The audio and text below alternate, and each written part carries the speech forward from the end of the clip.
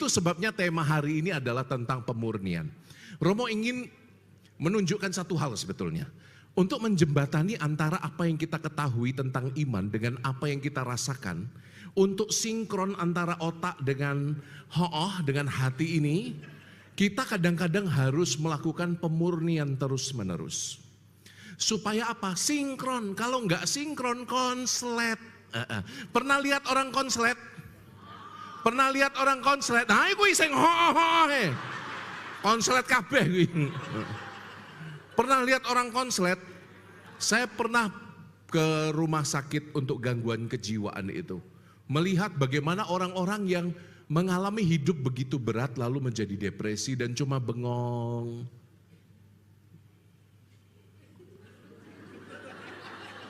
Berjam-jam. Dan itu apa ya? Kasian. Ada juga yang tipologinya nasu-nasu dewe.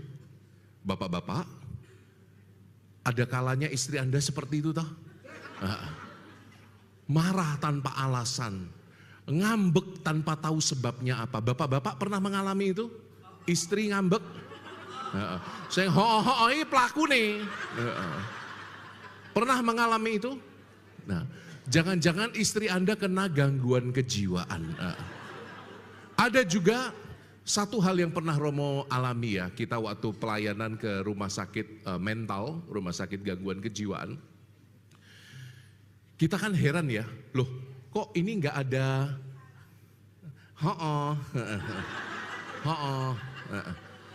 kok nggak ada bednya. Kita tanya, apa pemerintah itu begitu korup sampai rumah sakit jiwanya nggak ada bed?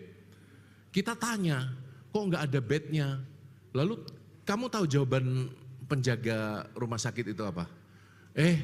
Romo, ini bukan nggak ada bednya ada, tapi lusa kemarin, mereka itu main pramuka-pramukaan, mereka main camping, bednya pada dibakari untuk api unggun. Waduh, gawat tuh. Orang yang mengalami gangguan kejiwaan itu seperti ada split antara apa yang dirasakan dengan apa yang diketahui. Hanya levelnya mungkin parah sampai butuh bantuan dari orang lain. Entah bentuknya terapi, entah bentuknya obat. Tapi seringkali keterpecahan antara apa yang kita ketahui dengan hati kita, itu sebetulnya kita sadar kok. Cuman mungkin belum terlalu berat. Nah, maka Romo ingin mengatakan ini. Purification, dimurnikan dalam Kristus, dalam hidup sehari-hari itu penting. Next. Jadi kita lihat ya, misalnya dalam perjanjian lama, kita mengenal konsep yang namanya orang Yahudi bilang taharah. Taharah itu kemurnian ritual. Jadi orang Yahudi itu paling ngeri kalau megang mayat misalnya. Najis, megang babi najis, hewan yang berkuku belah najis. Ada begitu banyak aturan dalam hukum Taurat yang membuat mereka itu najis dan tidak sah untuk melakukan doa atau ritual kayak agama tetangga sebelah. Ya. Karena apa? Karena bagi mereka apa yang najis menghalangi saya untuk berjumpa dengan Allah. Apakah bisa dimengerti? Karena ibadahnya itu ada ritual-ritual itu. Ritual-ritual sehingga misalnya Anda melihat, misalnya cerita tentang perempuan yang sakit pendarahan. Dia berusaha memegang jumbai jubah Yesus. Dari mana pegangnya? Dari depan, belakang, apa dari atas? Ya nggak mungkin dari atas, caranya dari atas. Bagaimana cara pegang jubah Yesus? Apa yang dilakukan wanita pendarahan itu? Mengendap-ngendap dari, kenapa geraknya dari belakang? Takut? Kenapa takut ketahuan? Karena dia mengalami pendarahan, gitu loh. Ya darahnya tidak keluar dari hidung, keluar dari bagian kewanitaan. Dan itu menurut hukum Yahudi najis. Apakah dimengerti? Itu sebabnya dia memegang ujung jubah Yesus. Mbok kamu itu nggak usah ngerekam, fokus aja. Kalau mau merekam jadi videograferku. Orang usah ngerekam, nggak masuk surga nanti kamu. Dengarkan. Karena lebih penting mendengar daripada merekam. Yo, yang masih merekam ya, tolong ya. Nggak usah direkam. Dengarkan, direnungkan. Oh, ini terus. Ya, nggak apa-apa ya. Oh, tak sewoti, nggak apa-apa sekali-sekali. Jadi perempuan yang pendarahan itu merasa dirinya tidak pantas. Dia tidak mau Yesus itu ternoda olehnya. Karena memang kalau sudah menyentuh darah, mayat, penyakit, kusta misalnya, orang kusta. Ya toh? Di Injil dikatakan Yesus menghampiri dia. Yesus bertanya kepadanya, apa yang kau mau? Tuhan, kalau engkau mau, jadikanlah aku tahir. Aku mau, jadilah engkau sembuh. Dipegang loh orangnya. Jadi kita melihat bahwa dalam konsep kitab suci, terutama dalam perjanjian lama, apa yang dikondisikan oleh seseorang, terutama sakit fisik, terutama sesuatu yang di luar dirinya, itu bisa menyebabkan seseorang najis dan terhalang untuk berjumpa dengan Allah. Tapi kemudian Yesus menggeser fokus. Coba buka Injil Markus bab 7 ayat 15. Siapa cepat langsung bilang hore, ada hadiah untukmu. Siap? Siap? Langsung hore, berdiri, baca ayatnya. Markus bab 7 ayat 15. Bapak-bapak, ibu-ibu tidak bawa kitab suci? Tidak bawa? Ini bulan kitab suci loh ini. Anda tidak bawa kitab suci? HP suci bawa? Santo Samsung dibuka, Santo Samsungnya, dibuka kitab sucinya. Iya, hore. Apa coba baca yuk. Apapun dari luar yang masuk ke dalam seseorang tidak dapat menajiskannya, tetapi apa yang keluar dari seseorang itulah yang menajiskannya. Apa yang keluar dari seseorang itu yang menajiskannya. Yesus itu menggeser fokus dari kenajisan ritual menjadi kenajisan moral. Anda bisa lihat bedanya apa? Tuhan tadi kan mengkritik sebetulnya tradisi perjanjian lama, tradisi Taurat.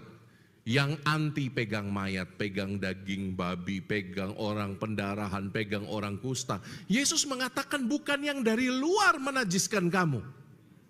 Yang membuat najis itu yang dari dalam. Apa contohnya? Hah? Contohnya? Apa? Kata-kata contohnya. Itu yang paling sering. Siapa di sini yang pernah kata-katanya menyakitkan orang lain? Tinggi. Tinggi, tinggi, tinggi, tinggi, tinggi, tinggi, tinggi. Ini saya menuntut pengakuan dosa publik ini. Siapa yang kata-katanya pernah menyakitkan? Tinggi. Oh, saya sering. Saya sering menyakiti hati orang lain. Tante, coba berdiri tante. Wih, Mickey Mouse deh, mantap. Sini tante, tante Mickey.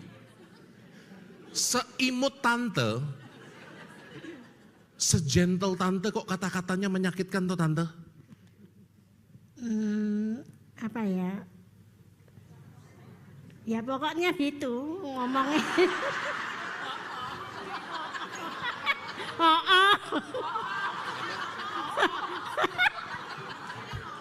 Pokoknya katanya. Tante ini imut sekali loh. Coba bajunya Mickey Mouse hijau, celananya hijau neon, coba. Rambutnya merah.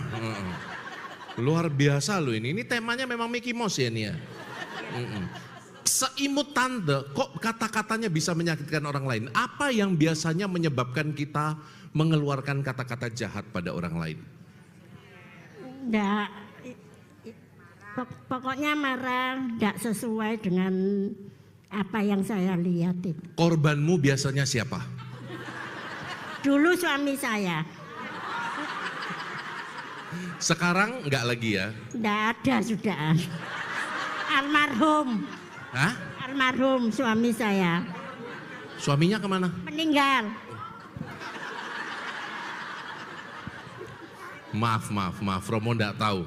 Tapi dulu korbannya suamimu. Oh, terus sekarang setelah suami enggak ada, korbannya siapa? Tidak ada. Enggak ada. Berarti enggak pernah lagi pakai kata-kata yang menyakitkan ya. Berarti itu bapak-bapak, istri Anda baru akan berhenti menyakiti Anda pada saat Anda berpindah alam, baru kata-katanya itu lembut. Angel. Yo, tante nanti dapat hadiah ya ke tempat Romo ya nanti ya. Tuhan berkati ya. Tante siapa namanya? Saya Monica. Tante Monica. Monica lagi? Hah? Oh iya. Siap. Saya Monica katanya. Saya Monica. Jelas ya.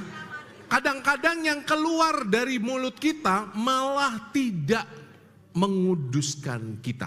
Coba Anda sadari, dosa lidah adalah dosa yang paling sering kita lakukan, sadar tidak sadar. Betul. Karena tiap orang pasti mengeluarkan perbendaharaan hatinya lewat kata-kata. Siapa yang merasa demikian? Pernah gosipin pasturmu enggak? Saya tak sembayang dulu. Jangan buru-buru dijawab. Engkau mengenal hati umatmu Tuhan. Barang siapa tidak jujur siang ini Tuhan, keraskan ee-nya 3 hari Tuhan. Wes tak sembayangke ya, wes tak sembayangke. Yang pernah gosipin pasturnya, pernah enggak? Suaranya lebih mantap sekarang itu. Setelah ada ancaman. Anda tahu ya itu ya, kisahnya itu ya. Ibu-ibu kalau sudah berkumpul, bapak-bapak kalau sudah berkumpul kadang-kadang ngerasani orang lain. Betul toh? Termasuk para pasturnya. Kamu tahu nggak sih itu Romo Koko semalam itu makan dengan beberapa keluarga Kristiani katanya. Orang pertama, orang kedua datang lagi. Kamu tahu nggak Romo Koko itu kemarin makan dengan satu keluarga Kristiani. Beberapa keluarga jadi satu keluarga. Orang ketiga datang, Romo Koko, kamu tahu nggak? Dia kemarin itu makan dengan ibu Kristiani. Kok sudah berubah pesannya? Orang keempat, kamu tahu nggak Romo Koko? Dia sudah makan ibu Kristiani.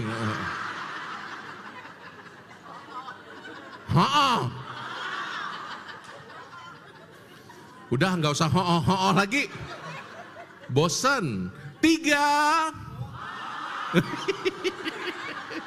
Pokoknya kecuali yang grup 3, kalau ada yang bilang ho-oh, tak kuncir lo nanti.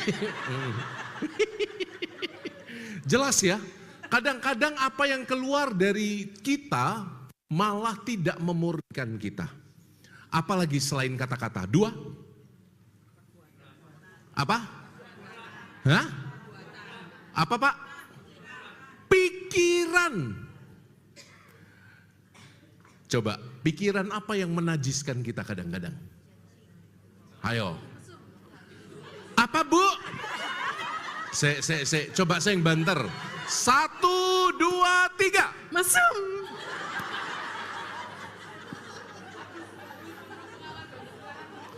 Luar biasa ya. Ibu dokter ini memang luar biasa, ibu dokter ini. Yana ya, you are not alone, gak apa-apa. Saya juga sering mesum kok. Cuman dikendalikan. Pikiran-pikiran yang kotor di dalam hati kita, kadang-kadang bukan hanya berkaitan dengan pinggang ke bawah. Tapi juga kadang-kadang misalnya pikiran yang sering kali datang itu berkaitan dengan dendam. Pikiran-pikiran yang ingin mencelakakan orang lain. Antenono saate. Tunggu tanggal mainnya. Kita menikmati itu loh kadang-kadang. Membayangkan bagaimana cara paling efektif dan efisien untuk menyakiti orang yang telah menyakiti kita. Pernah menyusun rencana seperti itu? Angkat tangan. Pernah? Pernah? Pernah? Enggak sekali Romo.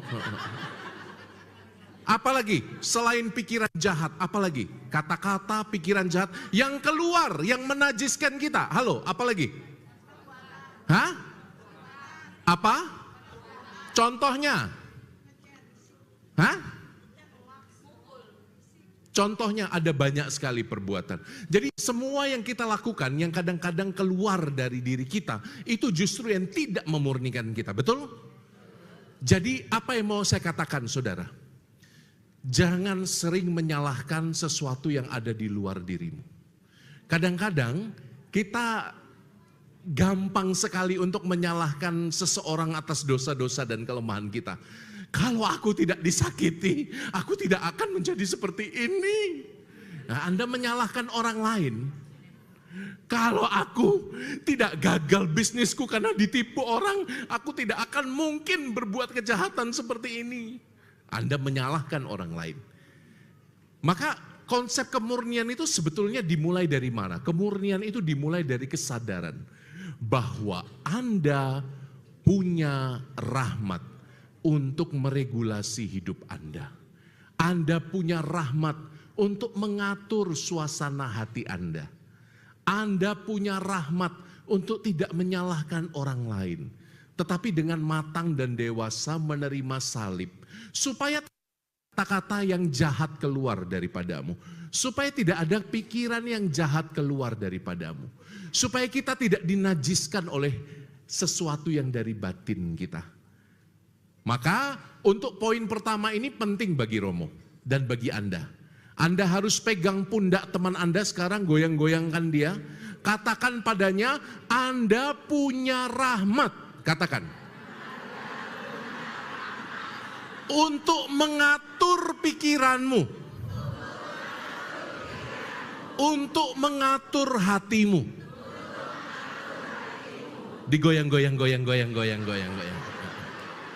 Romo belum lihat ini. Satu, dua, tiga. Jelas ya? Jadi jangan Anda dinajiskan oleh apa yang keluar dari dalam. Itu poin pertama, Romo. Dan ini sangat amat penting karena Tuhan tekankan yang menajiskan Anda, yang membuat Anda tidak murni adalah apa yang keluar. Maka Anda berkuasa, Anda punya rahmat untuk mengatur emosi Anda. Jadi kalau Anda ingin marah misalnya, Anda ingin meledak, Anda mundur dulu 2 langkah. Katakan, Tuhan, bantu saya dengan rahmat-Mu supaya aku bisa mengatur emosimu. Tarik napas dalam. Yesus. Tarik napas ketiga. Papi. Podo wae ya toh, podo wae. Jadi harus bisa menguasai diri. Itu kata kunci untuk kemurnian. Jadi gini, para pastor, para suster, sumpahnya itu ada 3. 1, miskin, tidak terikat dengan harta dan barang. Boleh punya iPhone tapi tidak boleh terikat. Kalau diminta oleh saudaranya, berikan.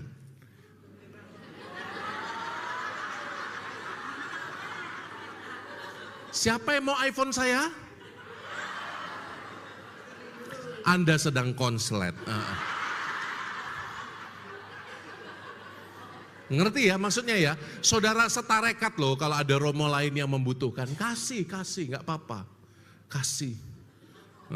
Saudara setarekat. Ya gitu. Jadi sumpahnya itu miskin, yang kedua taat. Nah taat ini yang paling berat ini. Taat. Taat itu apa? Harus tunduk, diutus kemanapun tidak boleh menolak dan protes. Tidak boleh. Bahkan kalau pimpinan saya suruh cemplung sumur, nyemplung, jawabnya. Itu taat. Yang ketiga, ini yang berat. Sumpah ketiga kami itu adalah sumpah apa, suster? Kemurnian.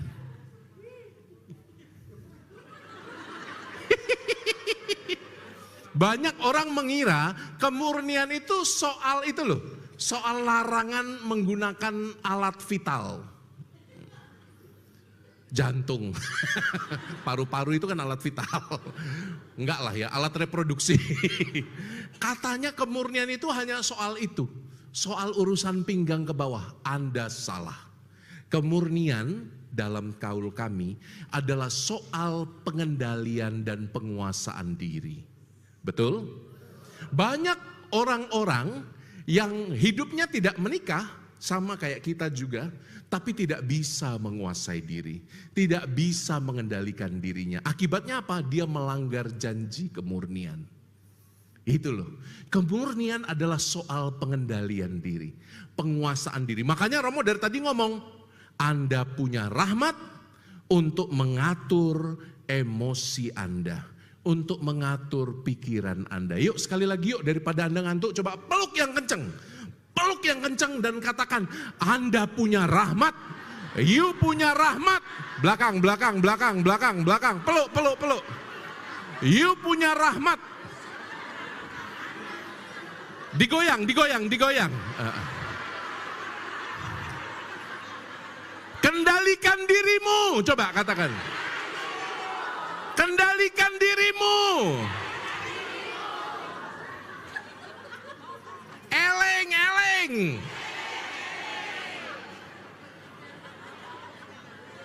Satu kata dalam bahasa Jawa itu sangat menyentuh loh Bapak Ibu.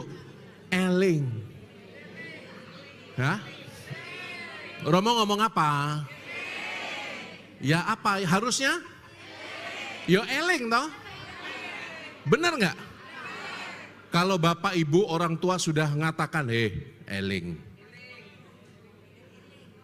Ingat, eling, ingat. Langsung mak kelakep kalau orang zaman dulu.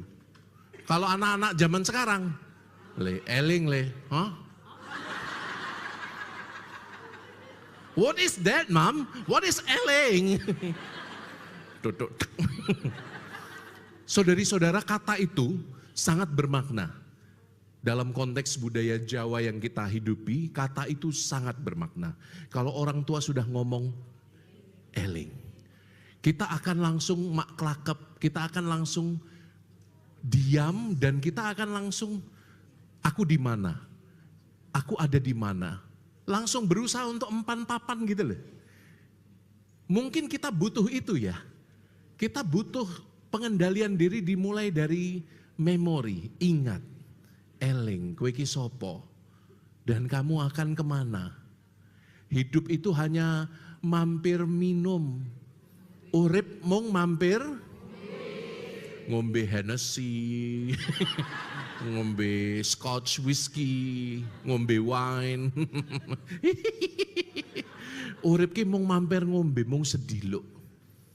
Iya toh? Maka kalau Anda cenderung meledak-ledak, cenderung Anda itu kepribadiannya suka reaktif, meledak-ledak. Coba satu kata itu Anda pegang, eling. Ingat, ingat Gusti Allah. Ingat aku cuma mampir minum di dunia ini. Ngapain sih orang cuma mampir minum kok meledak-ledak kayak gitu, rugilah. Hidup ini singkat, ngapain kita isi dengan emosi-emosi yang meledak-ledak gitu ya. Lebih baik diisi dengan cinta yang meledak-ledak. Daripada kemarahan, kekecewaan, dendam yang meledak-ledak. Amin? Jadi kemurnian itu pertama-tama adalah soal apa tadi Romo bilang? Pengendalian diri. Pegang baik-baik.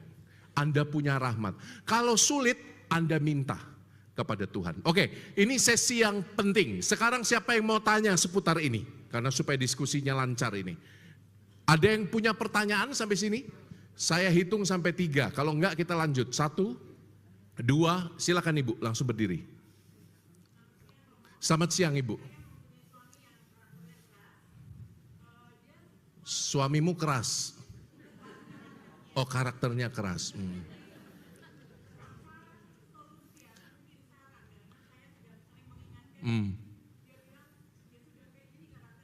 Iya.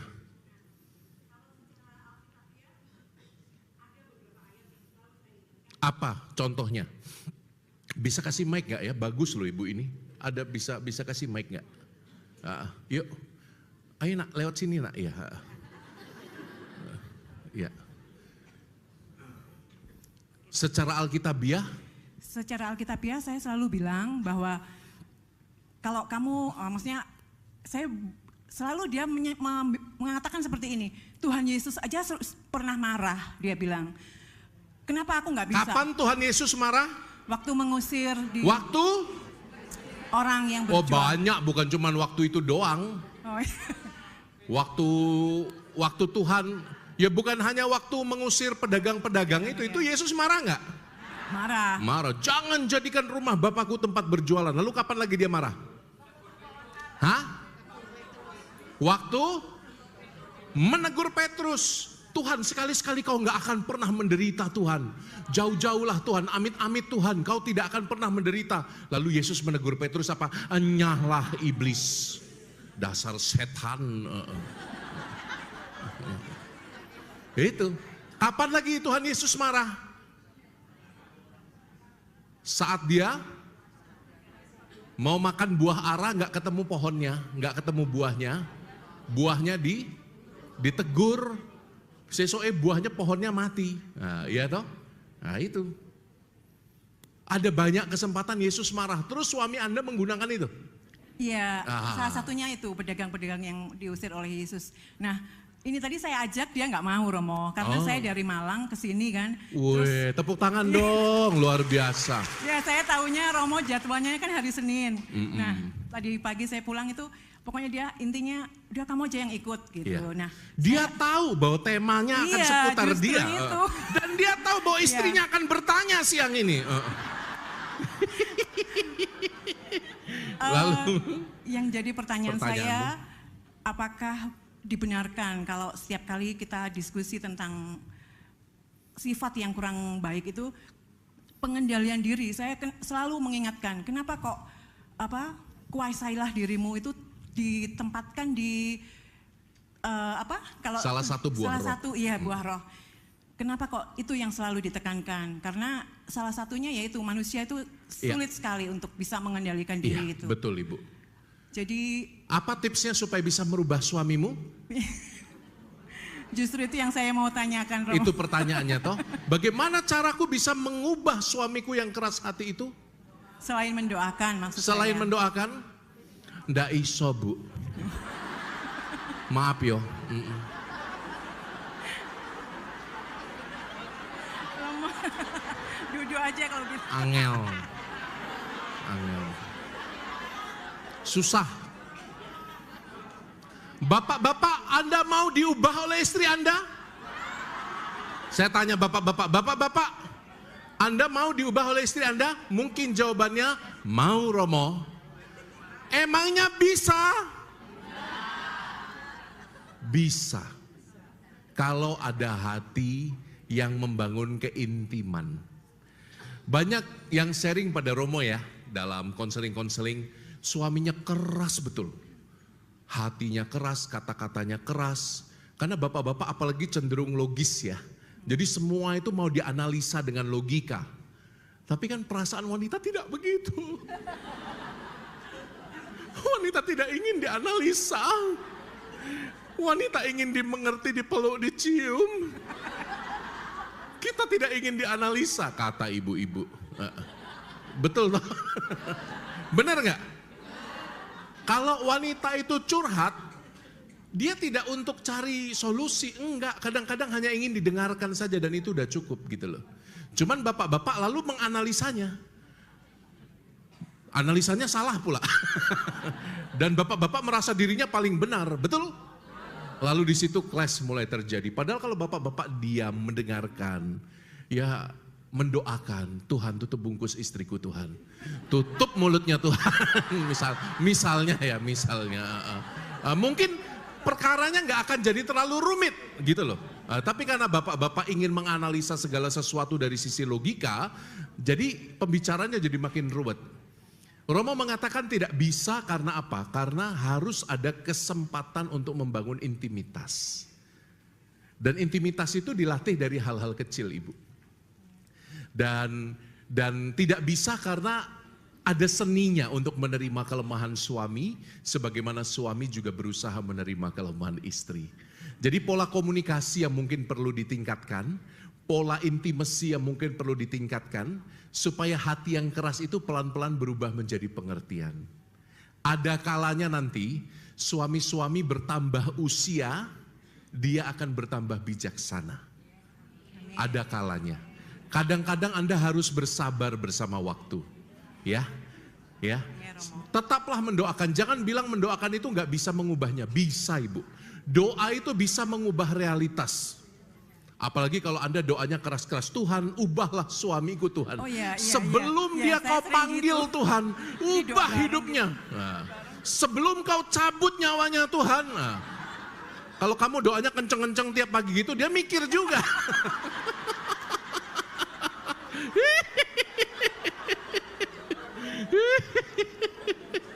Enggak.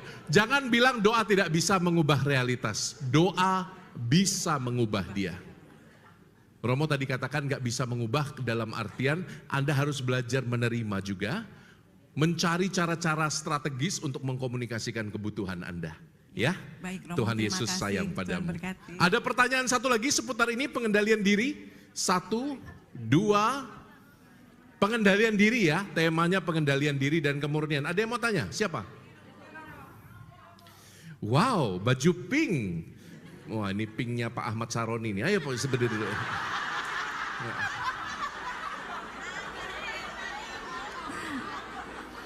Menyala abangku. Oh, pink semua ya ini ya. Oh iya, Ibu siapa namanya? Saya Chandra, Pak. Ibu Chandra, saya Pak Albertus.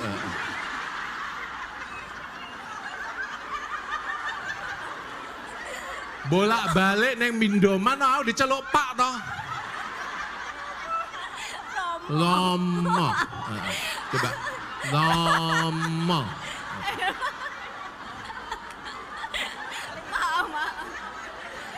Kita jadi biarawan, biarawati, susah-susah belajarnya sampai rambut ubanan, sampai nggak kawin, sampai ngampet-ngampet dipanggil Pak.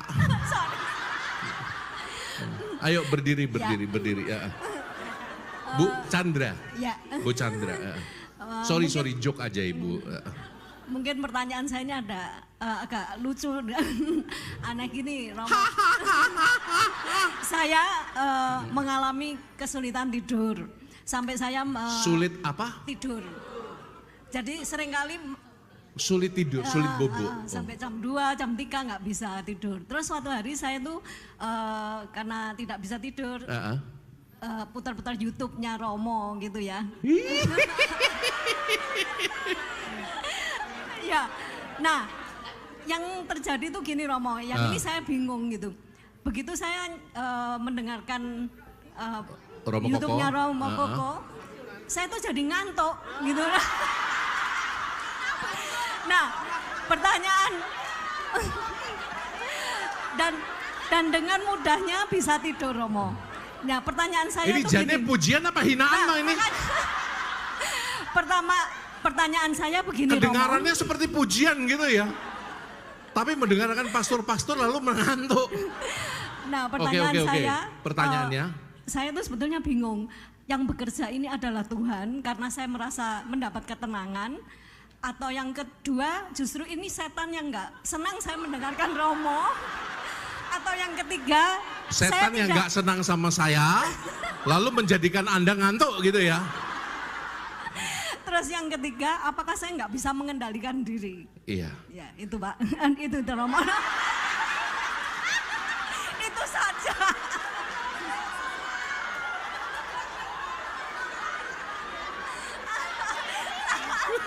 Tidak bisa mengendalikan Romo. Maaf saya grogi.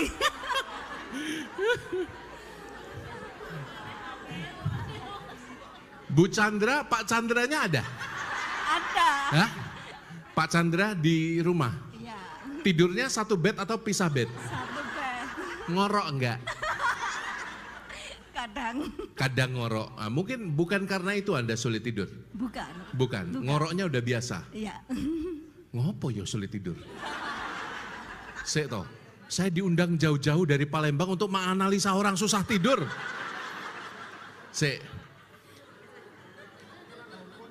Mungkin jawaban saya akan singkat ya.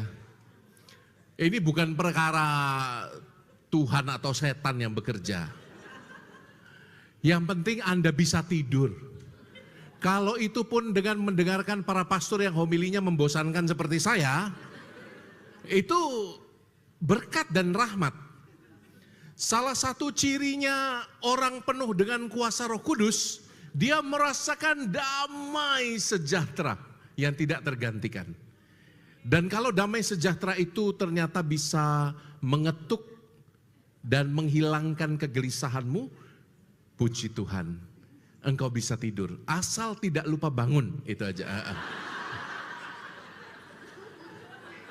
Loh, Romo juga kalau lagi banyak pikiran, apa yang saya buat, rosario, tiap malam rosario itu sangat melegakan saya. Sangat melegakan.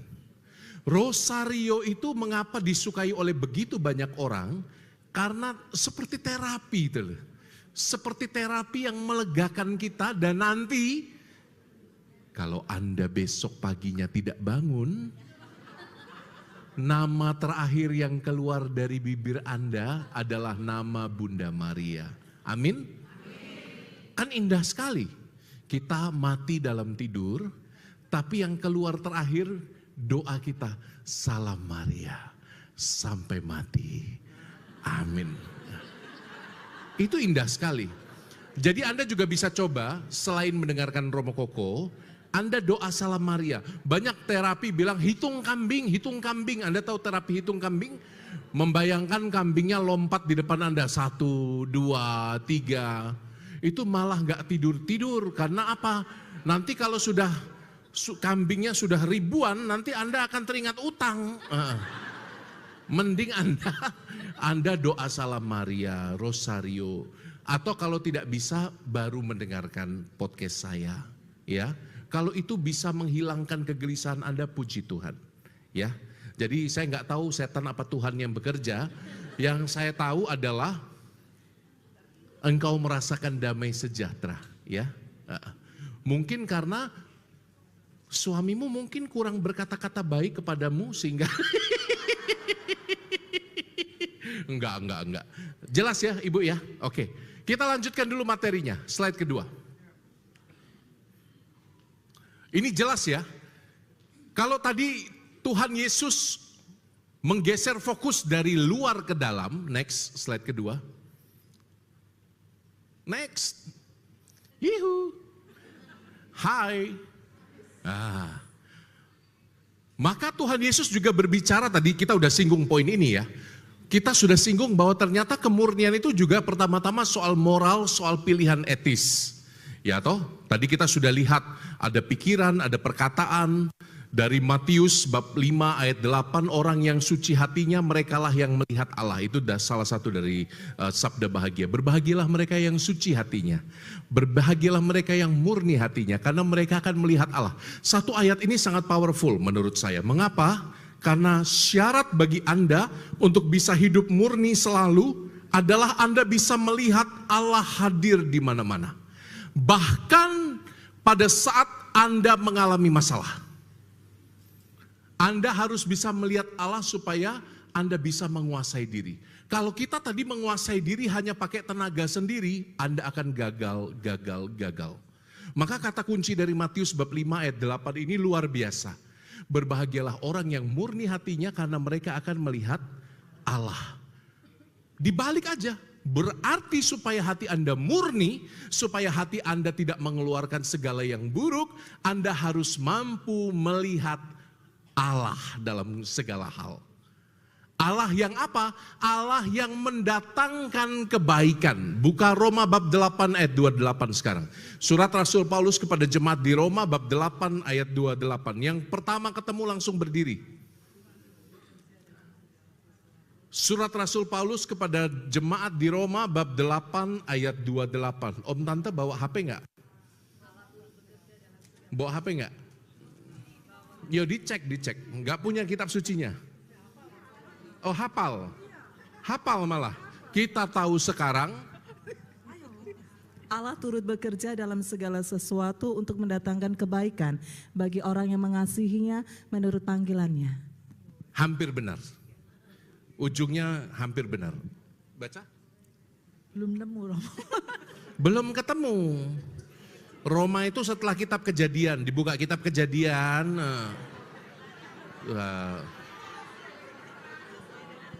Operatornya gitu. Romo pengennya supaya umat itu mencari, supaya nggak di... Ya wes yuk kita baca, 1, 2, 3. Kita tahu sekarang. Sebentar, Anda kurang semangat. 1, 2, 3.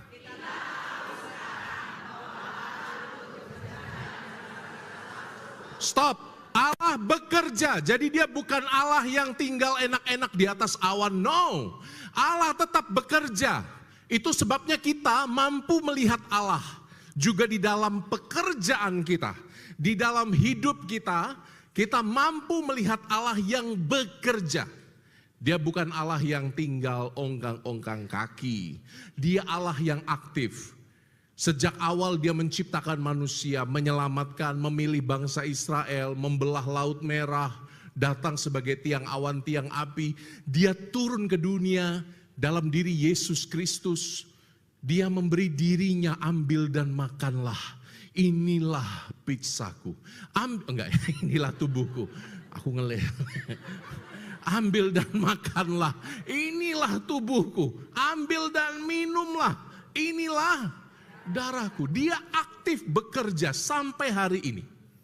Apalagi Tuhan katakan apa? Aku akan menyertai engkau sampai akhir zaman. Jadi dia bukan Allah yang suka diam. Dia Allah yang bergerak juga di dalam hidup Anda. Amin. 1, 3, 2, 3. Dia Allah yang turut bekerja dalam hidup kita. 3. Itu loh maksud Romo, ya. Jadi Anda kalau baca kitab suci, Anda harus bisa melihat benang merahnya. Oke? Kenapa dikatakan orang yang murni hatinya bisa melihat Allah? Karena Allah bekerja dalam hidup kita. Kita mampu melihat dia dan oleh karena Allah bekerja nggak sembarang bekerja. Allah bekerja dalam segala sesuatu. Tidak dikatakan Allah bekerja hanya dalam hal baik. Tidak dikatakan Allah bekerja dalam hal-hal yang baik saja. Enggak. Allah bekerja juga dalam hal yang buruk. Dalam penderitaan, dalam penyakit, dalam kesusahan hidup. Di dalam diri anak-anak yang sulit diatur, Allah juga bekerja. Untuk apa? Halo? Bagi syaratnya itu satu. Anda baru bisa melihat Allah bekerja mendatangkan kebaikan kalau ada kasih, ada intimitas dengan Allah. Ada kasih. Kalau Anda mengasihi Allah, Anda akan punya kapasitas untuk melihat semuanya dalam kacamata Tuhan. Ada orang yang pakai ribbon coklat, melihat semuanya warnanya coklat. Ada orang pakai ribbon hitam, semuanya hitam. Kemarin ada bakti sosial di Sumatera Pedalaman itu. Bakti sosial kacamata gratis dibagi. Jadi satu mbah-mbah ini dites, lensanya itu dites gitu loh, dites, diuji coba. Berapapun gak ada yang cocok. Sampai satu kali dia pakai, wah ini baru cocok, ini baru kelihatan. Ternyata frame-nya aja gak ada lensanya, matanya masih bagus. Mangkel lah, tes, kabur kabeh. Giliran dikasih frame-nya gak ada lensanya, wah ini cocok, ini jelas sekarang.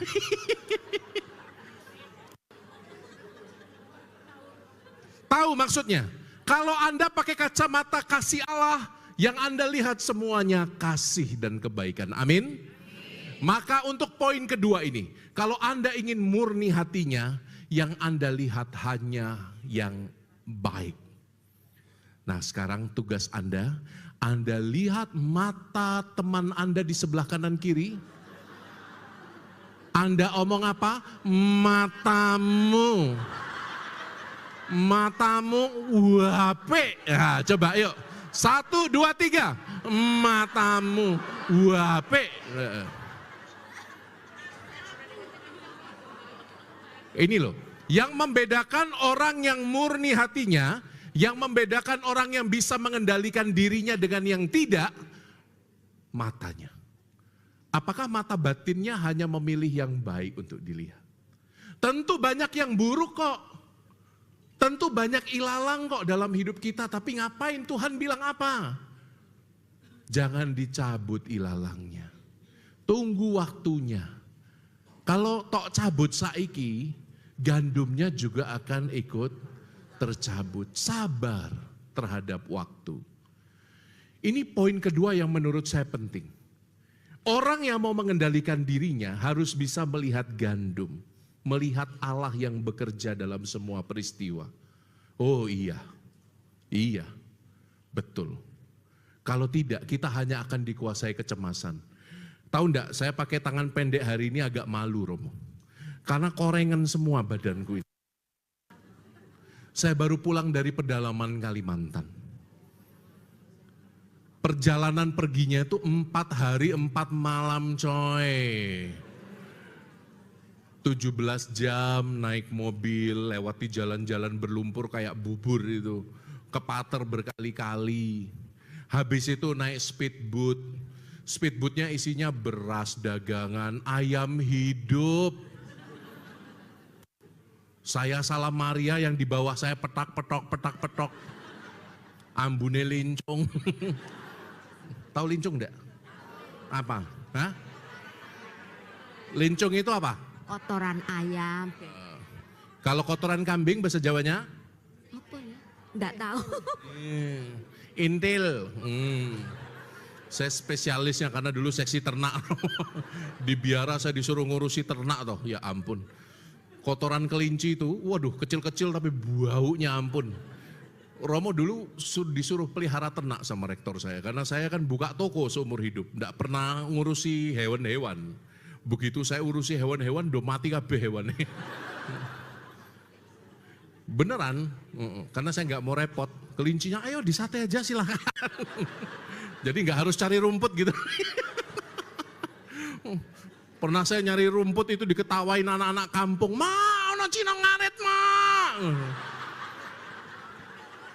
Kurang ajar. Ini kejadian nyata. Jadi kembali ya. Waktu saya naik mobil saya masih bisa tahan. 17 jam, wah gila sih. Sampai tulang ekor saya itu, aduh sakit sekali. Masuk lumpur-lumpur juga kan, karena harus tarik mobil dan lain-lain. Lalu waktu naik speed masih oke lah. Memang agak takut lewat riam-riam Kalimantan itu ya. Anda tahu riam nggak? Riam itu perbedaan tinggi. Jadi sungai itu kan nggak datar. Sungai itu kan banyak batu. Jadi dia kalau dari dari hulu ke hilir kan deras sekali airnya. Nah kita ini di Mahakam Ulunya, di ujung. Jadi kita harus melawan arus. Jadi kayak ikan salmon itu harus ngelompati batu itu. Sementara penumpangnya gede-gede kayak saya. Wah mengerikan itu. Jedar, lompat perahunya. Jedar, 400 PK mesinnya. Jedar. Luar biasa, mengerikan. Tapi masih bisa tahan. Karena saya nggak sendirian. Yang menakutkan apa? Waktu saya naik ke Tinting. Anda tahu ke Tinting? Kapal kecil yang hanya selebar badan Romo.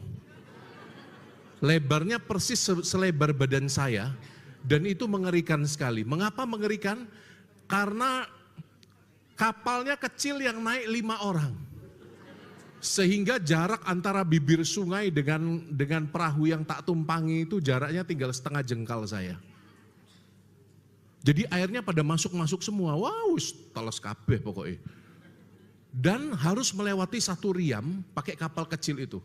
Jadi Romo harus merangkak di bebatuan di pinggir sungai itu. Dan kami harus pakai life vest itu loh, apa? Pelampung yang warna oranye itu loh, Anda tahu enggak? Terus saya tanya, loh Pak, inilah pelampungnya apa ya membantu ini? Karena arusnya kencang sekali. Bapaknya bilang apa? Yo sebenarnya enggak juga sih Romo. Kalau jatuh pasti mati kok. Kehantam batu-batu ini. Loh terus ngapain kita pakai? Itu nanti Basarnas Romo, memudahkan Basarnas. Jadi nanti ngambang ketok ngono lho. Ya ampun. Jadi pakai nggak pakai jane padha ae. Meninggal. Dan ada banyak yang meninggal di Riam-Riam itu. Gek sudah sampai tempatnya, waduh nyamuknya. Ini saya ini masih sisa-sisa perjuangan ini. Semua kaki saya karena panas toh, saya nggak bisa tidur. Jadi saya buka baju, buka celana tidurnya, pakai tikar di hutan-hutan itu tidurnya. Ternyata itu keputusan yang bodoh. Karena saya jadi donor darah. Memang ini nyamuk perempuan ini memang. Yang menghisap darah kan hanya nyamuk perempuan. Memang penderitaan di mana-mana datang dari perempuan ini. Enggak, bercanda. Dan di dalam perahu itulah saya mengalami gila ya. Para misionaris ini luar biasa. Apa yang menguatkan mereka ya? Apa yang menguatkan mereka? Saat saya tanya pastor-pastor yang ada di sana, misionaris kami, apa sih yang menguatkan Romo kayak gini? Saya cuma berkunjung sekali, kapok. Romo harus tinggal tiap hari pelayanannya seperti itu. Harus lewat sungai, manjat-manjat batuan, masuk hutan. Apa yang menguatkan Romo? Mbok Romo di Surabaya wae enak. Enggak katanya. Yang menguatkan adalah walaupun capek, saya ingat ini adalah misi dari Tuhan. Gila ya. Dia enggak lihat kesusahannya. Yang dia lihat apa? Oh, ini misi untuk menyelamatkan jiwa-jiwa di pedalaman. Gila ya. Yang dilihat hanya yang baik. Maka coba yuk sama Romo yuk, sekali lagi yuk. Anda lihat mata teman Anda katakan dari kedalaman hati Anda, matamu. Wape. 1, 2, 3. Lanjut kok matamu tok. Itu pisuan itu ngawur. Ya pakai bahasa halus, meripatipun panjenengan. 1, 2, 3. Meripatipun panjenengan, saya sangat. Ayo, jadi poin kedua ingat ya, poin pertama sudah lupa paling. Poin pertama apa tadi? Kemurnian adalah soal pengendalian. Dan orang hanya bisa mengendalikan diri kalau dia melihat yang.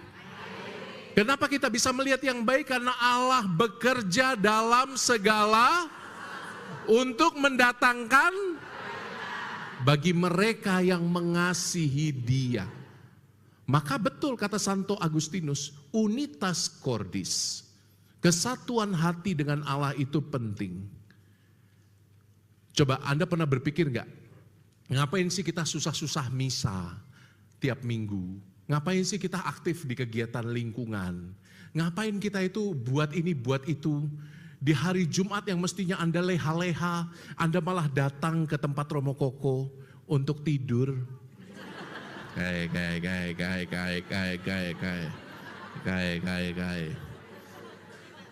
Pinky Ahmad Sahroni. Ngapain sih? Wes nggak popo, sebut merek. Kenapa apa yang kita buat capek-capek mengusahakan iman supaya bertumbuh? Ngapain kita mendidik anak itu dalam iman? Tujuannya satu, supaya ada kesatuan hati dengan Tuhan, sehingga ketika hidup itu terasa seperti lemon yang asam, engkau bisa mengubahnya menjadi lemon kok jadi anggur gitu loh, ya ora masuk, ora cocok. Lemon tea yang manis rasanya. Jelas nggak? Itu sebabnya drama Korea itu sangat terkenal itu karena itu. When life gives you tangerine itu loh. Anda tahu ya? Ada yang nonton drama Korea ini nggak? Hah? Ada ya? Bucin banget Anda. Jadi ini poinnya. Kalau Tuhan memberimu lemon, Anda bisa pilih kok Anda mau asem banget atau Anda memilih bekerja bersama Allah yang bekerja dalam hidupmu. Engkau melihat yang baik, engkau melihat lemonmu untuk menjadi lemon tea yang manis yang menyegarkan banyak orang. Amin. Amin. Bisa? Poin kedua Romo, hari ini hanya 3 poin kok. Poin kedua Romo, sekali lagi diafirmasi. Lihat kanan kirimu. Matamu. Wape. Coba, yuk 1, 2, 3. Depan belakang. Belum ketemu depan belakang. Mata wape. Hanya boleh melihat yang baik. Dan itu hanya dimungkinkan dalam doa. Doa itu ujungnya apa? Ujungnya menjadikan kita, yang tadi Romo bilang, ngapain kita capek-capek ikut misa, ikut doa, ikut kegiatan lingkungan. Supaya hati kita itu jadi simple. Coba baca kutipan Santo Agustinus itu. 1, 2, 3. Hati yang murni, hati yang bebas dari, gak ada kepalsuan. Doa itu mengantar kita pada kesejatian hidup. Doa itu mengantar kita pada kemurnian. Apakah jelas sampai sini? Kita susah-susah ikut misa supaya kita jadi pribadi yang simple, sederhana. Melihat saja apa yang baik. Oke, poin kedua ini. Ada pertanyaan kah? Boleh, 3 orang. 1, 2, 3. Siapa? Angkat tangan. Kita ada souvenir ya. Ada. Nanti kita kasih kepada yang bertanya ya. Tadi ada Ibu Syahroni di sana sama Ibu siapa? Ibu Chandra sama Ibu siapa tadi ya? 1 ya. Baru 2 yang tanya. Siapa yang mau tanya? Angkat tangan. Apakah ada bapak-bapak yang mau bertanya? Dari tadi ibu-ibu, bapak-bapak dulu. Ada yang mau tanya bapak-bapak? Ya silakan Pak, silakan. Oh mau kemana? Toilet. Giliran kontakon, lu nggak toilet. Pas banget momennya. Ayo. Siapa? Ya, ibu yang di sana lalu nona yang di sini. Silakan, ibu yang pakai baju merah. Ada minum nggak ya? Izin ya. Silakan ibu. Terima kasih Romo, nama saya Mahda. Ibunda? Mahda. Huh? Oh Ibu Magda, iya maaf Ibu, Romomu budek sebelah. Gak apa-apa Romo. Saya kehilangan sebelah, Anda kan tahu. Ibu harus besar ya suaranya, apakah boleh buka masker? Saya batuk Romo. Oh batuk ya, Iya. dipakai aja, ditambah lagi maskernya 2. Sesuatu acara Romo nih, nanti sakit. Silakan Bu Magda, pertanyaannya. Pertanyaan saya, apakah yang saya lakukan ini nanti bisa dikatakan pengendalian diri Romo. Jadi begini, saya punya satu lingkungan pertemanan. Nah, saya merasakan bahwa satu orang ini buat saya toksik. Jadi yang suka. Buat saya apa? Toksik. Iya. Yang suka membicarakan orang lain. Lama-lama saya ini tidak nyaman. Siapa yang punya teman kayak gitu di lingkarannya, angkat tangan. Ada enggak? Yang dibahas itu masalah terus. Mending Betul, masalahnya, masalah orang lain yang dibahas. Betul. Terus. Nah, lama-lama saya merasa kurang nyaman, sehingga saya mengambil keputusan bahwa saya akan mengurangi perjumpaan dengan dia sebanyak mungkin. Jadi kalau tidak sangat terpaksa saya tidak bertemu. Iya. Apakah itu termasuk pengendalian diri Romo? Terima kasih. Tante, baik sekali Tante. Engkau tidak jauh dari kerajaan Allah Tante. Makasih ya Tante ya. Seorang yang memberi muridku secangkir air tidak akan kehilangan upahnya. Itu sabda Tuhan kan? Nanti kolektanya banyak ya. Untuk suster, kita mau bangun sekolah soalnya. Kembali ke pertanyaanmu.